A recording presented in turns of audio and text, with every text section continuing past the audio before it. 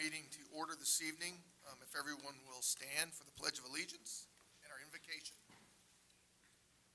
I pledge allegiance to the flag of the United States of America and to the republic for which it stands, one nation, under God, indivisible, with liberty and justice for all.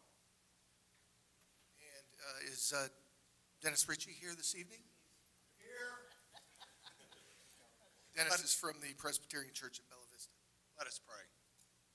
Gracious God, we give you thanks for this day, for the gift of living in Bella Vista. We thank you for those gathered here tonight, those elected to the board, as well as those that are come to speak.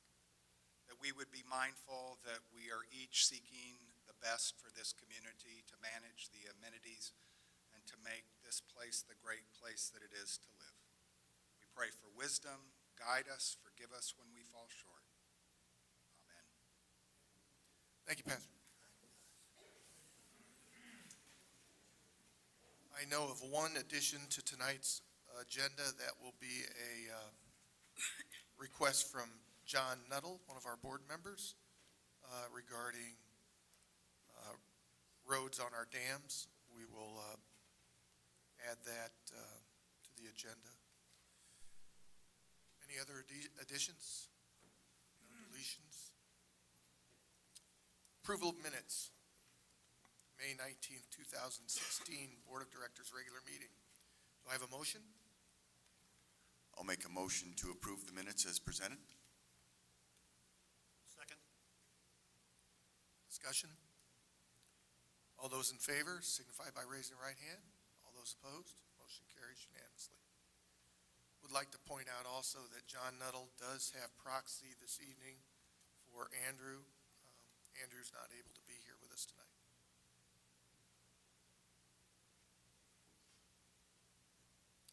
He's here via telephone, but is unable to vote since he's not here in person.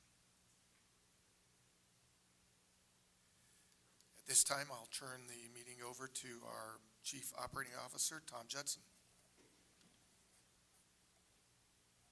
Glenda Sue, if you could come up with our continuing effort to celebrate success with our employees. Right, we have 3 quarterly winners. However, one is traveling, one had an obligation, but I do have the third. Mark Archer, would you please come up?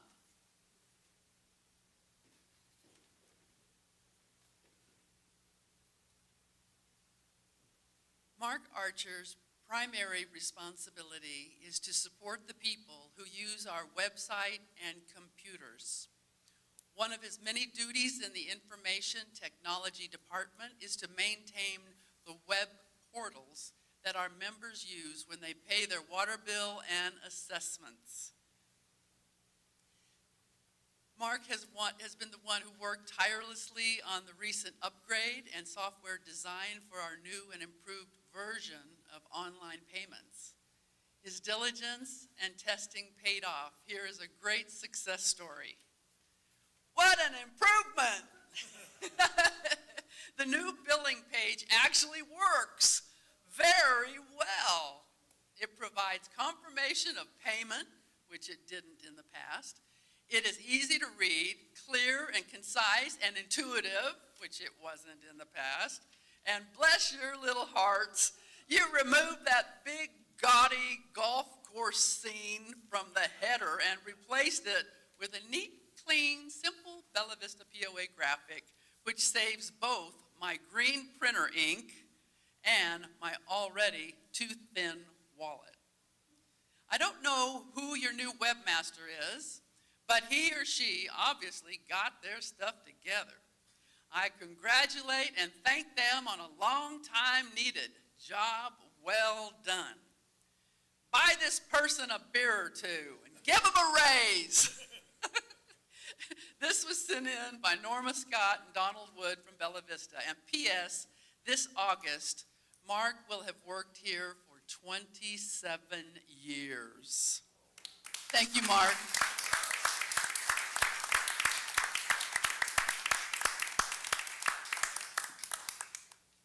Well, I don't think I can match Glenda Sue's enthusiasm But Mark, we really appreciate it. I've received a number of property owners that have mentioned how much easier to use the web portal, and so we really appreciate your hard work. Wanted to thank you and award you with our Celebrating Success Award for the month. Thank you.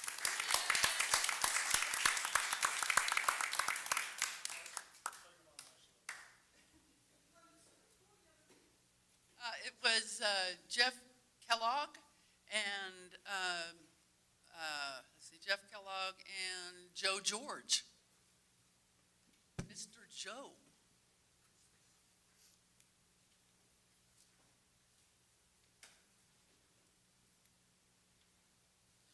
At this time, we'd like to go over the financials. This is the year-to-date through May.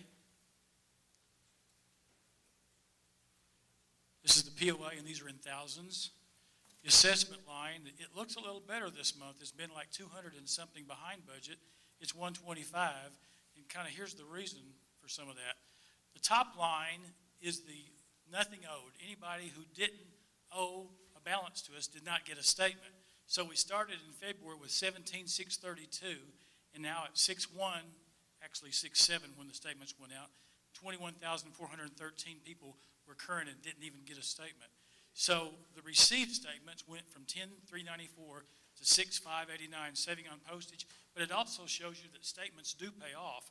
People are paying with the statements in other collection efforts. But I thought that was good news. We just kind of need to talk about that. Golf is 208,000 behind budget at this point in time. And you can see for the different reasons. Private carts down 58, annual seats 54, greens fees 20, guests 20, members down 44 for a total 208. Yes. The assessments, do we know how much of that, how many of those people are developed lot owners and undeveloped lot owners? Yes, we have all that information. I don't have that tonight, but we have that. Okay, can you give me a guess? I mean, what percentage of that deficit is? Historically, 2/3 of our people are unimproved as far as the number of lots. So I would say that probably pretty well, and I think most of the delinquencies are probably all on the unimproved side. Okay, thank you. The majority of the shortfall is coming from the unimproved lots. We have approximately 6,000 unimproved lots that are non-performing, where improved lots, the amount owed is quite a bit less, simply because the POA has the ability to cease water service, which is clearly a huge motivator. So the amount owed by improved lots is considerably less. But the efforts of Doug's team and the accounting team on getting more aggressive and actively pursuing those non-performing accounts is part of the reason why you're seeing that improvement. Thank you. Yeah, it's totally a team effort, and everybody's doing a good job right now. Looking at RV Park is 32,000 better than budget this time, 5 months running. RV Park itself is 29, RV storage is 6. Should say RV income, I guess. Recreation fees, facility use fees are about 40 above budget. Primarily recreation fees 36, balances photo IDs 4. Boat is down 50, boat registrations 41. We've been seeing kind of that all year. Even though we're selling more boats, a lot of them are registering the smaller non-motor boats, and so that's a little drop in income. Dock is down 9.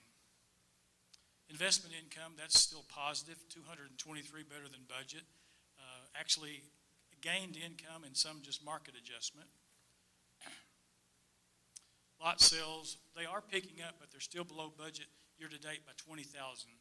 But Doug's team is starting to move some lots.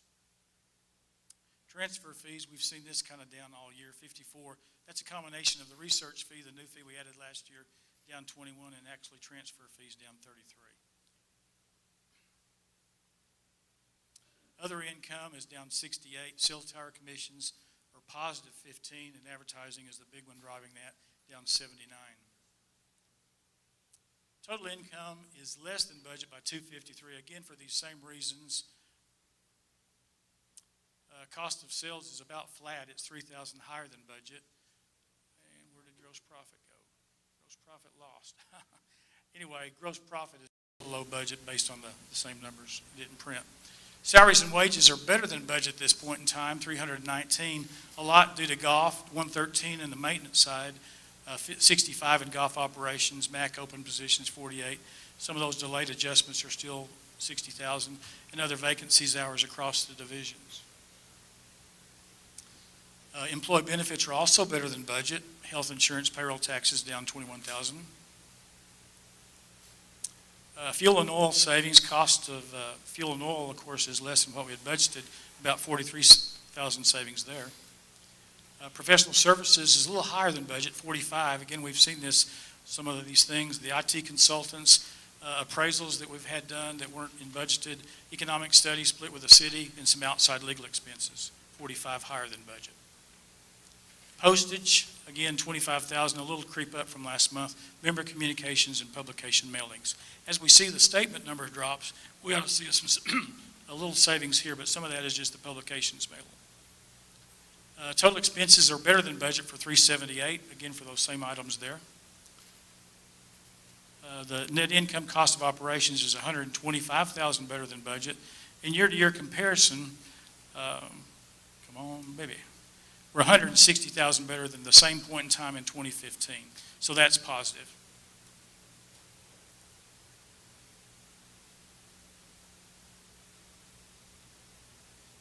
Come on.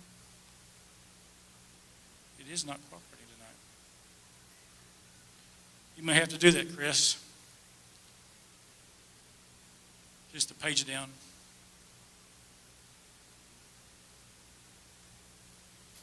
Just page it down on the PowerPoint. You got a problem there? There we go. Okay, adding back from cash flow, book value of assets sold or retired, that's a $30,000 number. Capital project savings of 17,000 year to date. Reserves carryover capital, current capital is about 21. A lot of portion of that is due to the additions that we did on the Metfield side. Reserves for other projects, we had the 2015 flood money coming over and some marketing expense money. There's 126,000 added to the cash flow. Simple cash flow, therefore, is 282,000 better, 5 months running. Looking at the same time frame for water utility, investment income is higher by 117, again due to the investments actually realized and some market adjustment. Water is 120,000 better. Priority water sales are 99, and the balance is some new connections, which that's positive. We're actually seeing more homes than what we had budgeted at this point in time in the year. We budgeted for 55 homes the total year, and we've already realized 35 on our stat sheet. So that's positive. Other income is better by 49, water capital buy-in fee and miscellaneous. Total income on water is better by 286,000. Water cost of sales year to date is 34.1, actual budget 33.2, that number's getting closer. Gross profit is 230,000, better. Looking at expense, we're seeing also a savings on the water side of 54,000. Outside contracts, we're saving 45,000 at this point in time. Maybe some timing issues, but we're still looking at that number. Fuel and oil is better by 10, again for the same reason, fuel cost. Total expenses on the water are better by almost 100,000, by 95,000. Net income or cost of operations is better by 337,000, and year to year it's better by 96. So those are positive numbers also. Capital projects, a small number, 3,000 higher than budget. We lost me. I had 2 more slides and it just went by.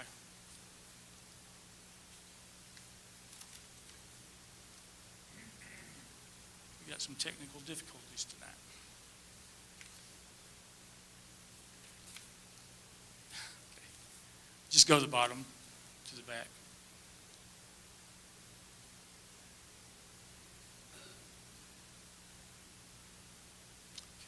Okay, right there.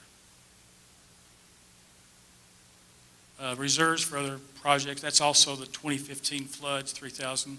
Simple cash flow on the water utility is 331,000 better than budget at this point in time. So both POA and water are both positive to budget. concludes my report.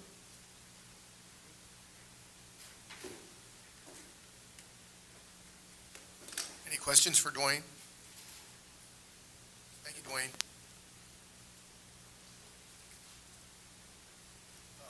Response to previous open forum comments, there were none, so no responses needed. Let's see, open forum. Anyone like to address the board?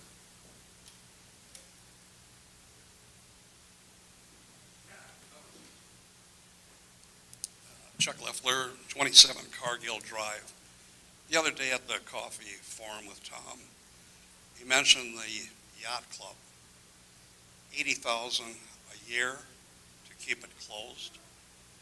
That's almost $500,000 in 5 years that we spent to keep it closed. I don't know why.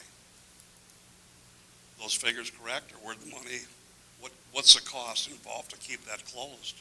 Well, you have a couple different things. You have utilities. We have to What keep, utilities? we can't just let the There's no Building. air, no electric I ever seen on there. Hold on, let me answer your question. We do have the air going at a minimal level. We have the heating going at a minimal level to maintain the building so it does not go awry. We have to inspect the building on a consistent basis. We have to maintain the landscaping around the building because we have neighbors there that do not want to see Yeah, a I derelict understand. building. So when you add up all those things combined, it comes to $80,000 a year. And insurance, oh, I'm sorry, very good. Insurance and security. One of the reasons that we were so successful in attracting a bid that was lower than what we thought it was going to be to address the reef retrofit was the fact that it was in such good condition. There was not a lot of mold reclamation that had to be done. So the structure itself was very sound, and that was a result of that cost, so.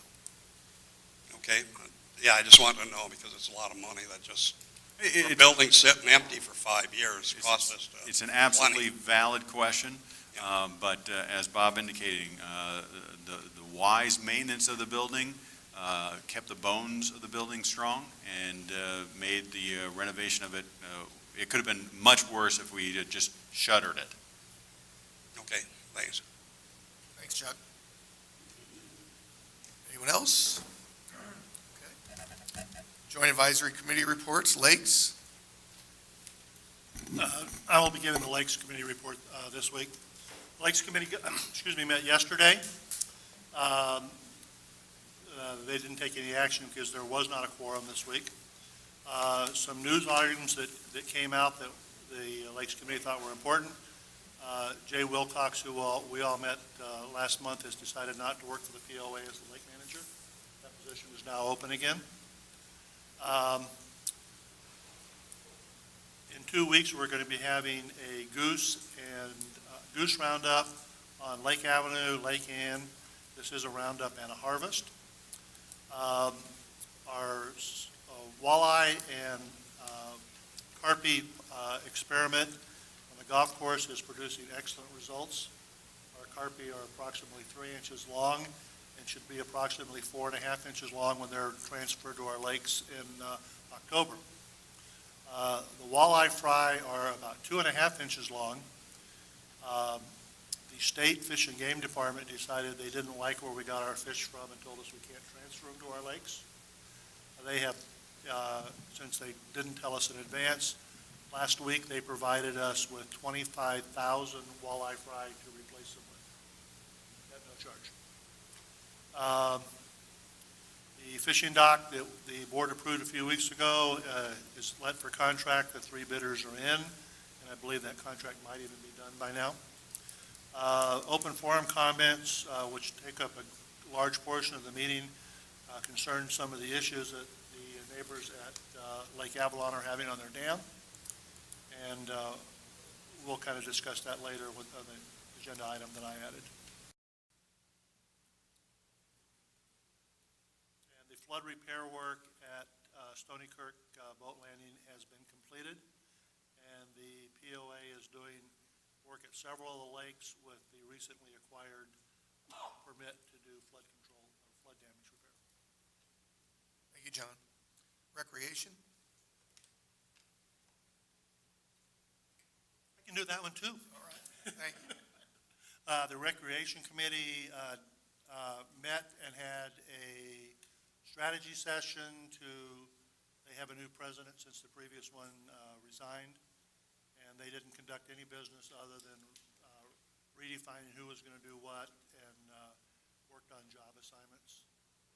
And they'll meet again next month. Thank you. Jake, are you going to be giving our golf? Very good.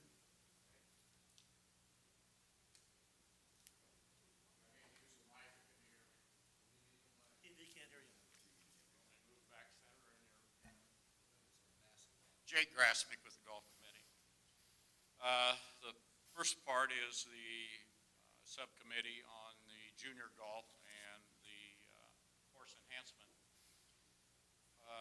Our first session for the junior golf clinic was rained out 2 weeks ago, much to the little 6-year-old who had brand new golf clubs and were crying when they couldn't golf, but we got it solved. And so as a result, we had our first one last week, and in order to make up the time we missed, why we added an extra hour. And they said, wasn't that too long? I said, you give a kid a golf ball or a stick and you can keep their attention for 3 hours, I guarantee you. Daryl Muldoon and his assistant Elizabeth are conducting the junior golf clinic, and Kurt Vanderwall, Terry Pradle, and myself are assisting him. And so we'll be dividing the 20 students up to about 4 people each. We got great individual instruction for these people, and we were very pleased with the turnout. Along with the junior golf, Daryl Muldoon announced at our last meeting, that he has worked with the new high school, Bentonville West, and they're going to use our Highlands Golf Course as their home golf course. Also Gravit. And people say, well, isn't that going to take up the space for our members? Well, when do we have the open tee times? Afternoons? That's when they can't get out there until 4 o'clock, so I don't think that's going to be much of an issue. And with the practice facilities we have at Highlands, with the driving range and the chipping and the putting services and so on, and I can't think that this is going to be a carryover, because knowing high school golfers, they'll come more than just during the week. They'll be there weekends and parents and so on. So I can't see but this being a very positive thing for our junior golf. Under the course improvements, the lads in last season made an improvement. We had a space on number 18 tee box that had been abandoned, almost abandoned, and last couple of weeks they've taken that over, replenished that, and so I put mulch on it today, and so it is up and looking very nice. And we are hoping that we have 2 surprises later on course enhancement for Scottsdale. We're working on it. Mr. Judson knows about it, and we hope maybe eventually that we can, before we open, announce something else for improvements on Scottsdale. On the Greens and Course Committee, they recently submitted a 4-page report to Mr. Judson and Keith Ems about their work the last 3 months on evaluating all of our courses. And they wrote up some recommendations, some projects that they'd like to recommend that Keith look at and Mr. Judson, and work out on the budget and make some priorities for the coming year. And this 4-page report doesn't have to be abandoned. This is just an ongoing plan for years to come. We can cross things out, add them as we come to them, and eventually we'll get all of the courses where we'd like to see them. And of course, the number 1 priority is Scottsdale. And in the past month, worked with those committees, and we've remeasured the Scottsdale golf course for 2 reasons: for future evaluation and having them rated, and then for new tee markers to make sure they are accurate and the scorecards are accurate. There might be a couple things that we did and signed off on, and you may may hear some response back, but we added 108 yards to the white tee boxes. And the Scottsdale Golf Course, to you people that golf the golf course, Scottsdale, you'll understand, there needs to be a separation between the black, the blue, the white, and the red. That's just standard. Number one tee box on Scottsdale, no separation between white and red. A couple of years ago, people complained about it, moved down below with red. We moved it back up on the cliff, up on the overlook. Number 10, no separation between the blue, white, and red. Needed to be a new tee box. We're recommending a new tee box be put between the blue and the red. It is marked out. Keith seems to think they'll be able to do it with supplies they have, do it in-house. Next one, number 13. We had built a small little tee box across the ravine. We moved it back to where it was originally supposed to be. So you may hear a little something about those. So we added 108 yards to the white tees, and hopefully that it will meet everyone's standard. Okay. Jake, and just to add in, going back to the golf conditions report that they put together, we're going to be able to utilize this information when we're putting together the long-range strategic plan. So they understand that not everything is going to be done right away. It's going to take a couple of years to do some of these things, but their work will be key in adding additional information to that plan. But that work, was that specifically, excuse me, I'm sorry, that work was just address the needs at Scottsdale? This four-page report, no. Yes. It was on all courses, all Okay. 6 courses.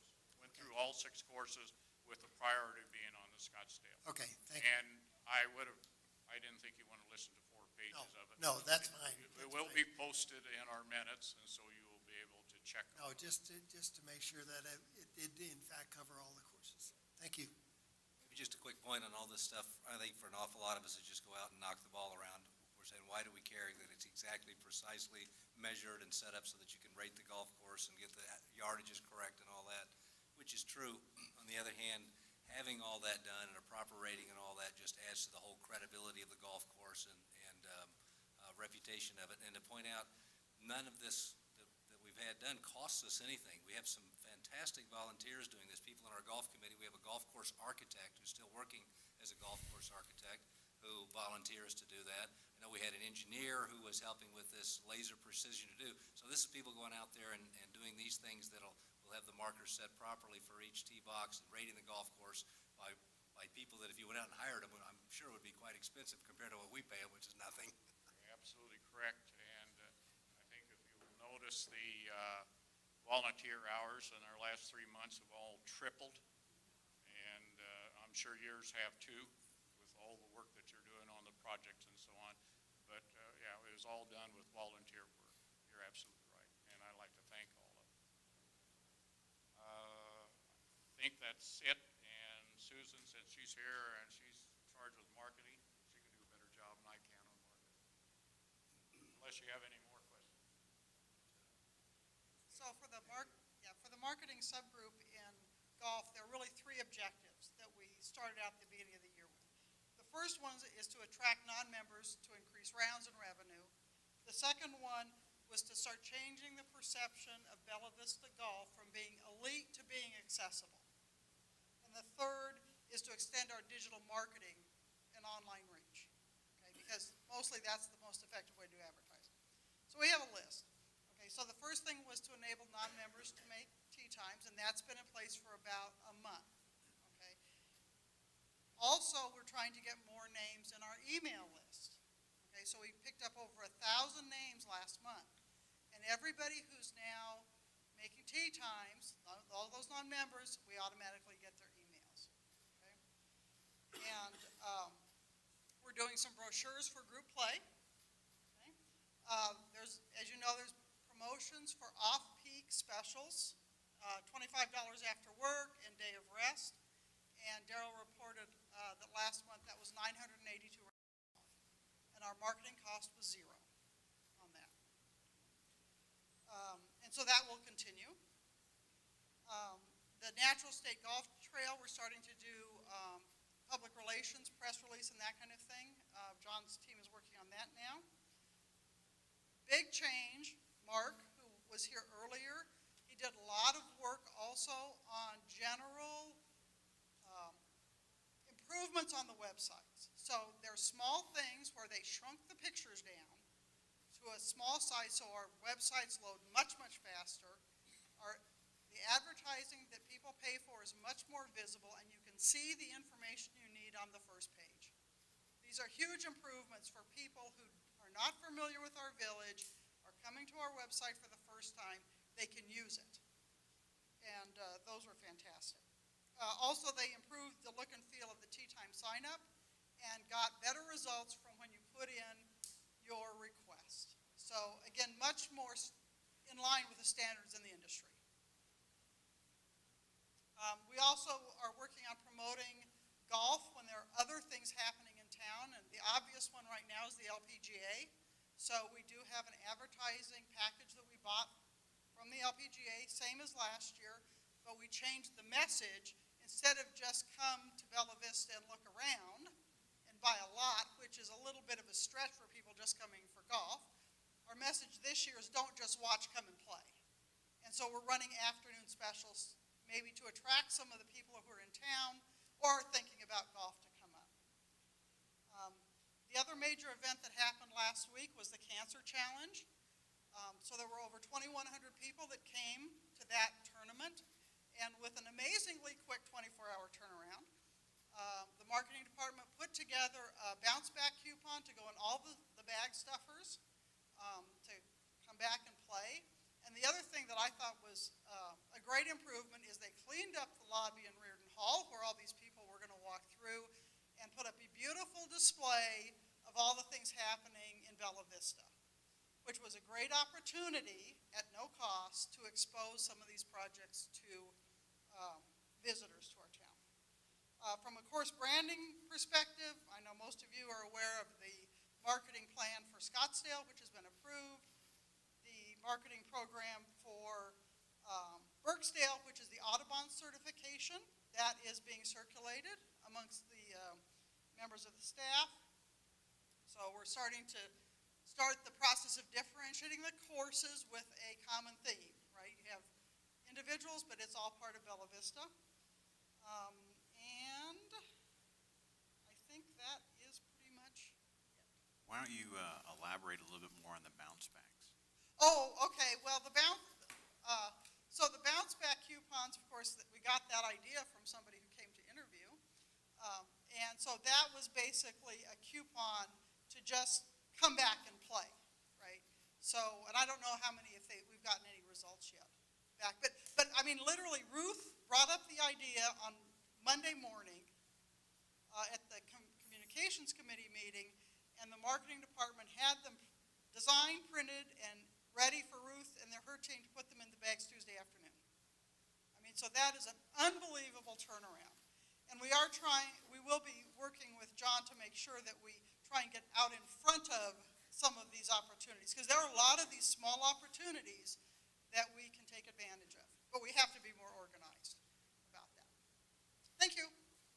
Thank you, Jake and Susan. New We business. have one more item. Oh, we have one more item. Keith Imes and the Gulf Advisory put together a come and see or come and look project last Tuesday, or maybe it was Thursday, and had 30 people show up, and I think it kind of opened some eyes as to what Scottsdale's all about and what it's going to do and how it's going to improve the course. And he's got 3 more planned before it opens in September, so keep watch on that. They did a very good job, and everybody that was there was very interested, so. And We're going to do the same thing for Lay Point. Tommy and myself are going to give a series of tours just to educate property owners, let them know what we're doing, and get them involved. And the Vista coverage of that event with Keith was very good. Rod? Just to congratulate this group on what they did in such a short turnaround. If you think about year after year, we do things like this, like the Cancer Challenge, which are great for the community, and it's always been sort of on the giving side for us, which is good. but people come play one time, one golf course or two, and they disappear. And for this time, we have 2,100 people come through, and they can see boards that show what's going on now at the Lake Point Restaurant Convention Center, boards about what's going on with Scottsdale and all the way Bella Vista is getting rejuvenated, and more of an invitation to say, hey, you should be a part of this, and here's how you can join Bella Vista. So that's a lot of, probably the most effective marketing we can do that costs almost nothing.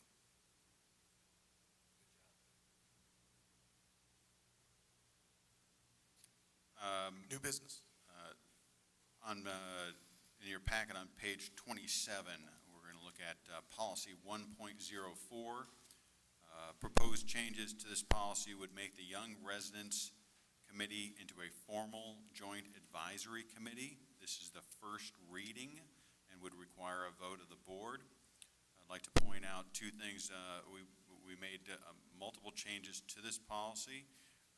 First off, Doug went through, as we've talked about previously, and has modified a lot of the language to make it uniform throughout our governing documents. And then towards the latter portion of the policy, you'll see the inclusion of the Young Residents Committee.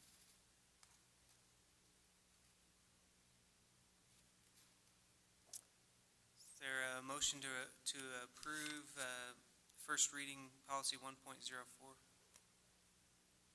I move that we bring the young, what's it called? Modified policy 1.04 to bring the young people into the golf advice, or to the joint advisory committees. Is there a second? Second. Any discussion? All in favor? Votes unanimous.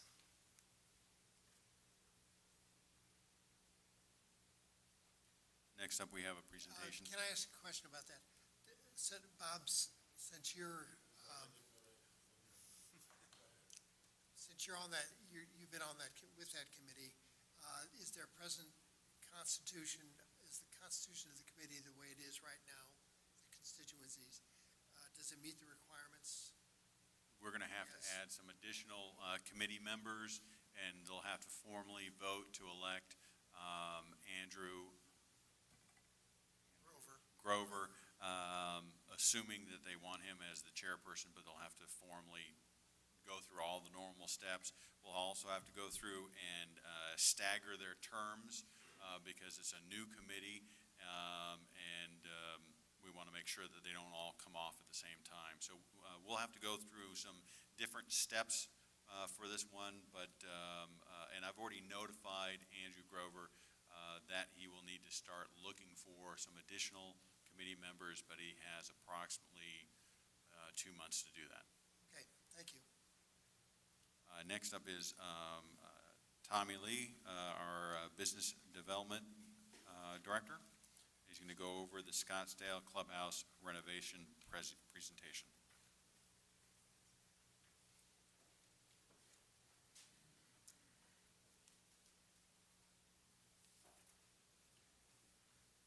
Get all prepped up here. Tonight we're going to talk about renovating the Scottsdale Clubhouse as we move forward with all the changes that are going along with the golf course there. This is the current clubhouse as it stands right now. It's got a moderate Tudor look, just kind of boxy, plain, sitting out there. It's I don't know when that clubhouse was actually built, but I don't think we've done much modification to it since the original building. This is right now the current footprint. As you can see, it's a cylinder, but this is where the pro shop currently sits, and this is actually the section we're going to be concentrating on. Goals of the new design. Before we set out with the architect, we got together and thought about what we wanted to accomplish with the new design of the clubhouse, what we wanted it to do from a service standpoint, how we wanted it to affect the golf course, and the interrelation of it and our golfers. First, we want to upgrade the facility. That's very important. That's finishings, fixtures, just freshen up the place. Next, we wanted to create a holistic experience, provide a unique space that encourages camaraderie associated with golf. Right now, for those of you, if you haven't been out there, there's really no place to gather after golfing. We wanted to match the personality of the clubhouse to the personality of the golf course, in keeping with the tradition of the Scottish approach to golf. It was important to bring the clubhouse into the fold of that concept and that philosophy. We wanted to manipulate the footprint of the pro shop so that it promotes better branding and creates a sales environment versus a check-in environment. And what I mean by that is right now you just walk in, you walk straight up to the counter, you sign up for golf, you walk out, you go play golf. You'll see as we move forward, we've created a space that's a little more interactive and kind of brings the merchandise and the experience of being at a golf club to you. And we also wanted to become more attractive to groups and tournament planners and provide an attractive golfing option to complement Lake Point Restaurant and Event Center sales goals. Scottsdale is conveniently located to Lake Point, and as we move forward in booking corporate events and things of that nature, we will be offering the Scottsdale Golf Course as a group option to corporate events. Okay, just the current footprint, what we're going to be looking at. This is the proposed new floor plan. We've expanded it out. I've highlighted some areas, and we'll go through some of the unique nuances in the additions that we're talking about doing to the space. First, we're going to create a covered entry, a place that says you've arrived. Right now, we have two areas of entry. One is right here, and one is right here. This will be our primary entry area, as this space right here is going to go away to give us more room in the pro shop area. Next is creating what we're calling the Scottsdale Pub. This area right here, if you'll see, we've added some seating. This is a high-top bar with some bar stools. This is an actual bar here. We'll have coolers for beer and tap and things of this nature, just creating a more social environment in this area. I'll point out as we move forward, this is the golf counter, so this is a one-stop type thing where we can keep our staff costs as low as possible moving through the operation. Next, we're adding a 300-foot deck off the back of the clubhouse. This deck will be a wooden deck structure. There's a door right here. It will overlook number 18, which sits up back here and just has a great environment. It will be an uncovered deck, but with the trees and all in place, we feel very comfortable with the shading and the comfort of this area. And again, just to provide more space for that social interaction that our golfers want to have after they play. We will be adding a wall right there as well to kind of hide some of the unsightlies of the HVAC and the propane tank. The door that I mentioned, from the deck as well, we have a service window. So if you are outside and you want another beer, because hopefully everybody out here is drinking beer or a beverage or something, you can get up and just come straight to this window without having to come all the way back inside. This is the pro shop area. If you've ever been in there, you looked at the old footprint. Right now, this is kind of chopped off right here, and there's this gate, metal gate that you shut, and it's just a lot of wasted space in this area right here. What we want to do is when you come in, you kind of, the visual is this whole entire space, and then over here you've got all of your merchandise and things of that nature. And still can walk straight up to, you can walk in and sign up for golf. This space back here, we are going to recarpet everything. We're also going to tile the area where the pub will be, but we're also going to update our restrooms with new flooring, new fixtures, and things of that nature. We want to make sure that this space is not neglected and really transitions well into the full operational space. So we're looking at a space here that will also match the quality of the interior design. Current clubhouse, again, looking at it from outside. The look that we're going to be going for is more of the Scottish Tudor, looking at the colors and things of that nature. We're not going to go with a stark white, but we will look at a lighter color with the darker accents. We're really going to take advantage of some of the lighting features that you see around the countryside of Scotland. Outside, what we're planning to do, I mentioned we're going to take that door out, but when we do that, to create some depth and character to the building, we're going to build in some raised planters for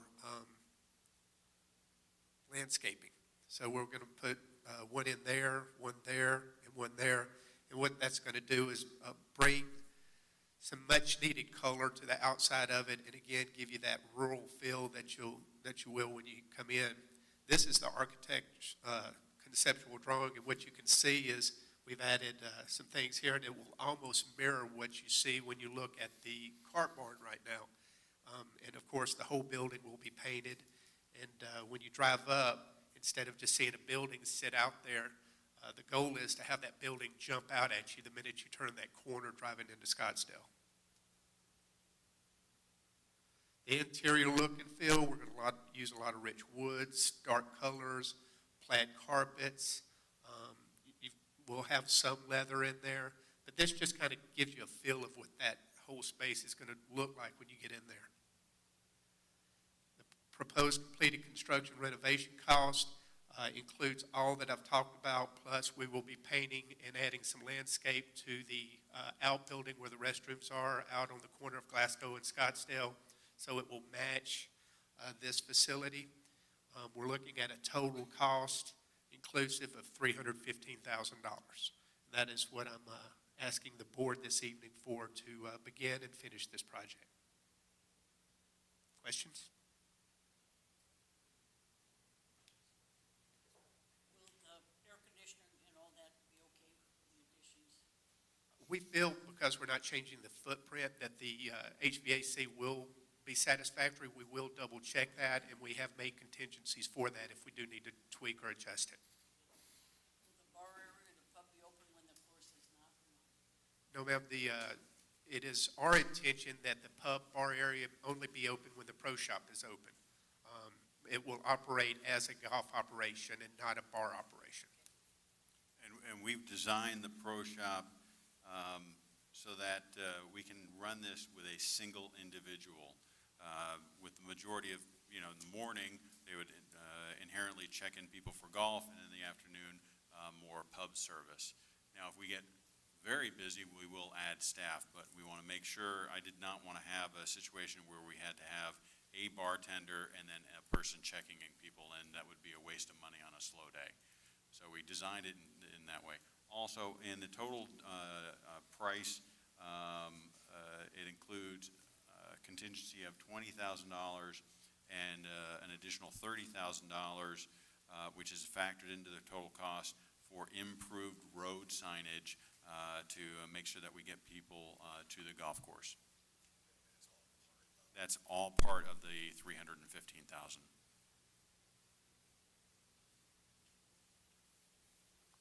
What's the timing anticipated for start and finish of the project? Once it's approved tonight, I'll be in, if it gets approved tonight, I will be in touch with the architect in the morning. He is already scheduled to be out here upon approval to make the final field measurements.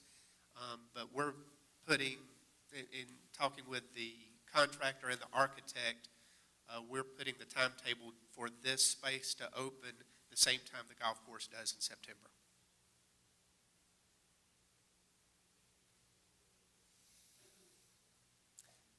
Do I have a motion to accept or allocate $315,000 for the renovation of Scottsdale clubhouse as stated by Tommy Lee? So moved. Is there a second? Second. Any discussion? Yes.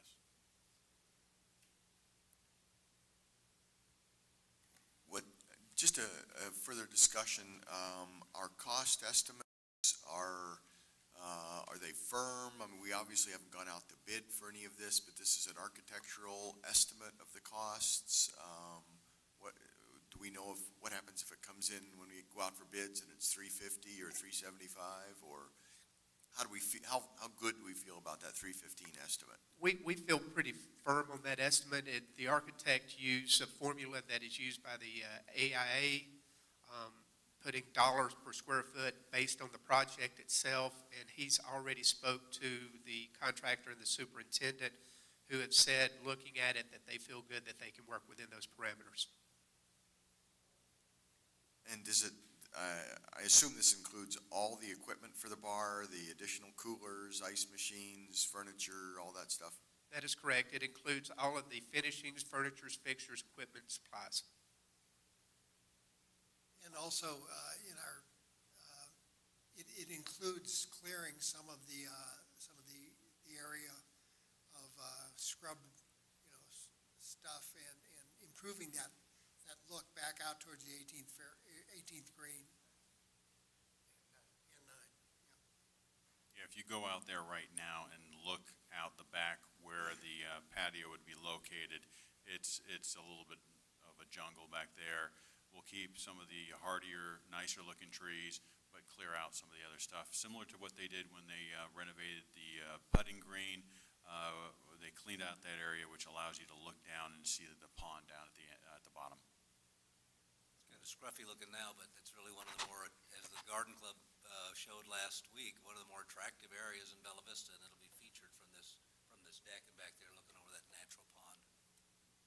Is there any work that would have to be done, and I don't believe there would be, to parking, or to anything with regard to, We don't anticipate anything will have to be done to the parking area. So this cost, does it include the ones that will be done in-house, right? That is correct. There is some allocation that will go back to the departments for their expenses in completing this project.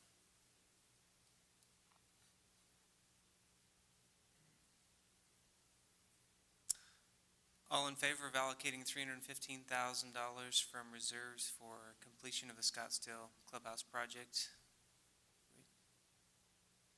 Any opposed? Looks like the vote's unanimous. Just to add to that affirmative vote, and to give kudos to this board and the board that served last year.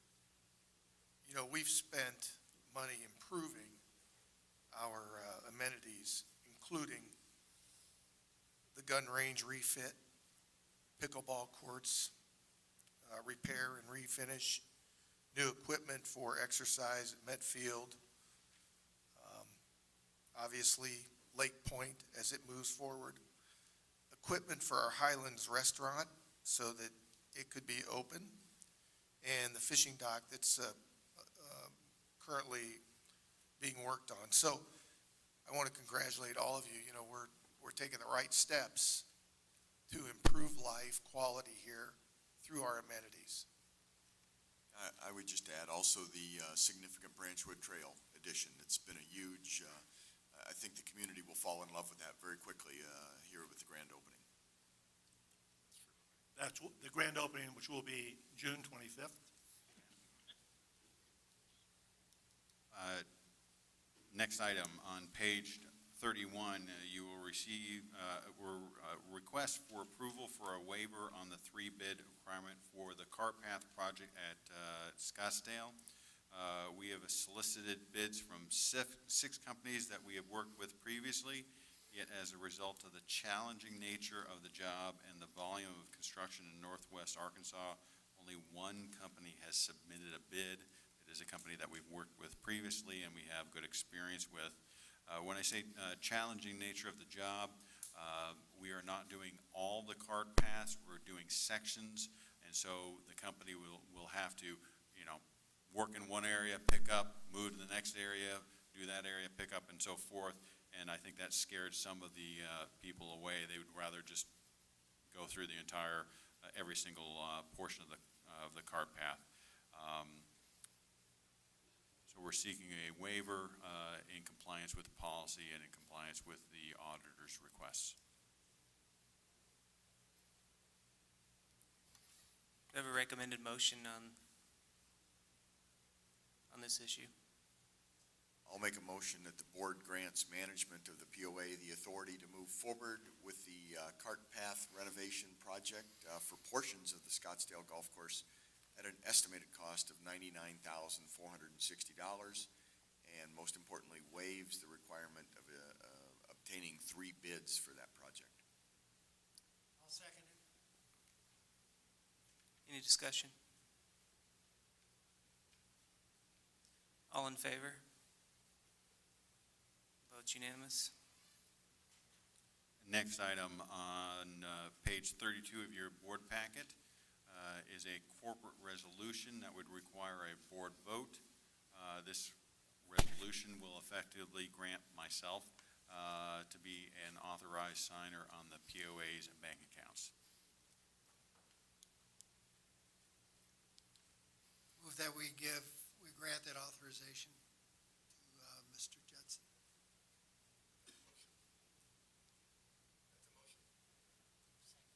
Second. Any discussion? So the motion is granting authority to Mr. Judson for signature authority on bank accounts for the POA. Any discussion on that? All in favor? Vote is unanimous. We'll now turn the floor over to Director Nuttall and his request that you have in front of you. Thank you. One of the issues that came up at the Lake Committee meeting was the activity on the Lake Avalon Dam. Some of the neighbors have had some issues with noise and other things. In response to that, we made some suggestions to them about how to clean the problems up by calling the police, and the police have been very successful in doing that. They made an arrest yesterday on the first rowdy that didn't change his act. But a situation that's come to a problem last year is they had a lot of problems with fireworks and the 3-day permitted time to allow fireworks in Bella Vista. This year, the city has changed their fireworks ordinances that allow fireworks to be shot off for 10 days in a row. That's from June 27th to July 11th from 6 p.m. to midnight. Although the POA does not allow fireworks on any of our properties or any of our amenities, the Lake Avalon Dam and the Lake Norwood Dam are excellent places and very popular for that activity. And I would like to make a motion that the POA or the Board of Directors authorize staff to close the dams to parking, or the Lake Avalon Dam and the Lake Norwood Dam to parking from the dates of June 27th to July 11th from 6 p.m. to midnight, and also authorize staff the option of doing that on other dams if fireworks become an issue. This does not prevent people from using the dams, just they can't park there, and if they want to have a party, they got to carry their stuff on.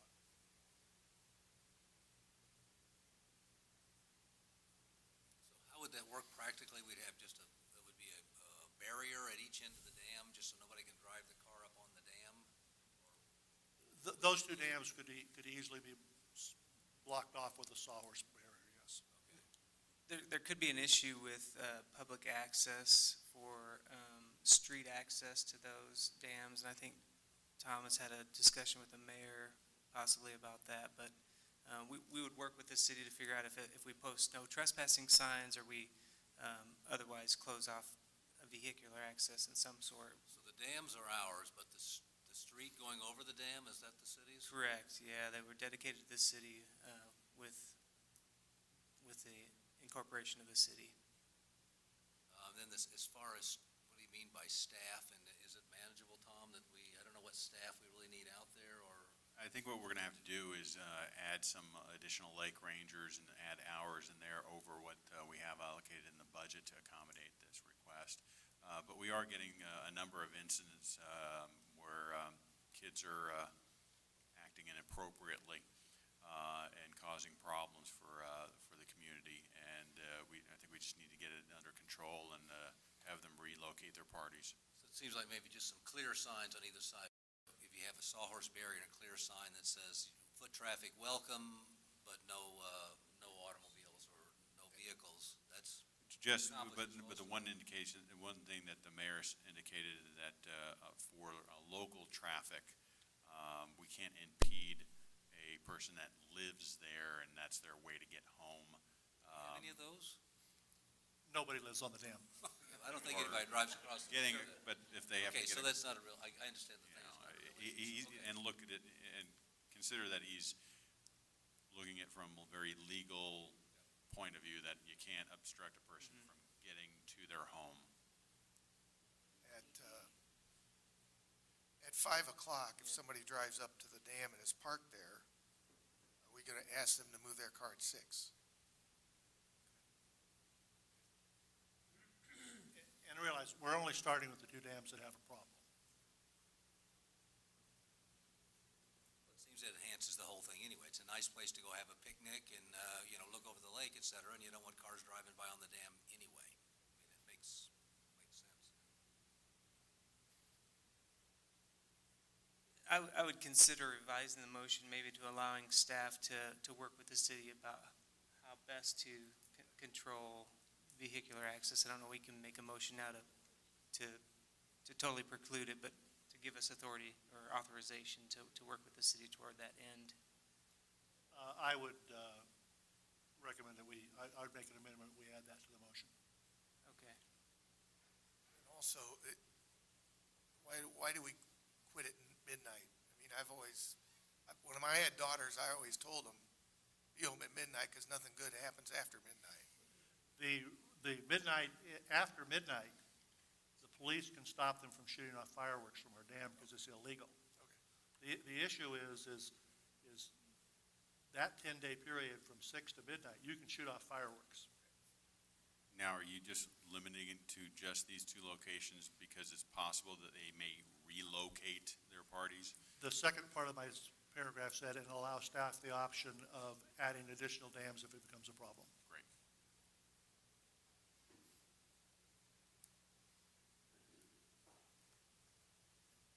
Just to get, who enforces this? Yeah, that's part of the crux of the issue. If we work with the city and we feel comfortable with the relationship with them, we can have them call in patrols and police officers to monitor that situation for us. So the police can act on behalf of the board to close that off? If it's a public right-of-way, they have the authority to do that, yes.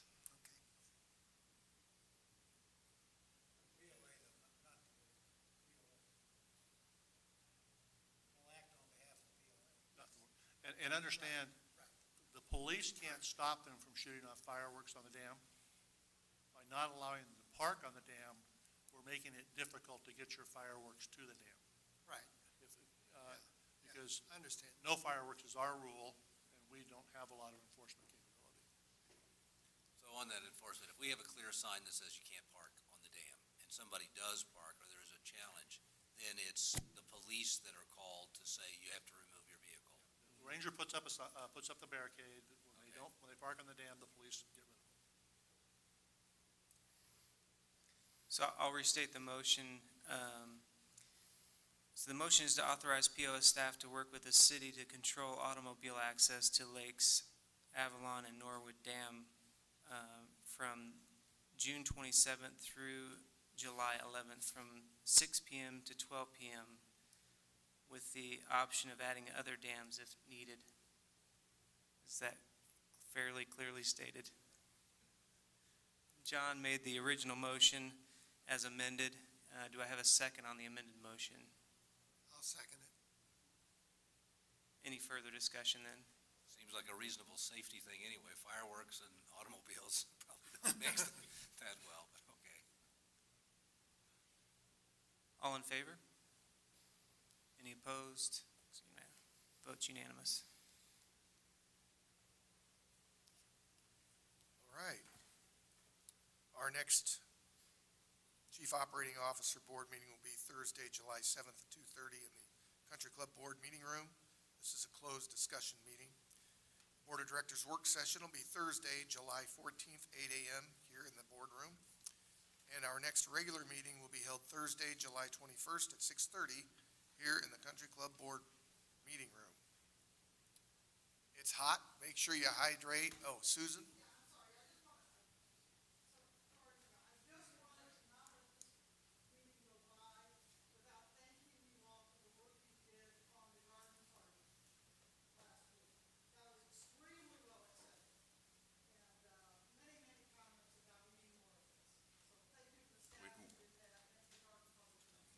We had approximately 700 attendees. Hot. It's hot. Hydrate and spend your money with our POA.